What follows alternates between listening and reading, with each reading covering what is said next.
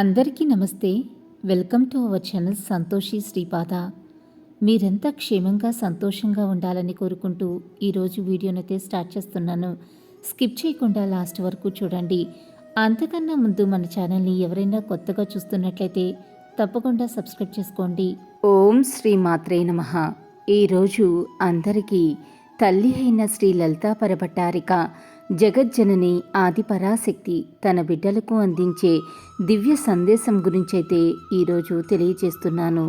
జీవితంలో మీరు తెలిసి తెలియక చేసిన తప్పులు మీకు జీవితంలో నిజమైన పాఠాలు నేర్పి మీరు మరింత జాగ్రత్తగా జీవించేలా తీర్చిదిద్దుతాయి బిడ్డ.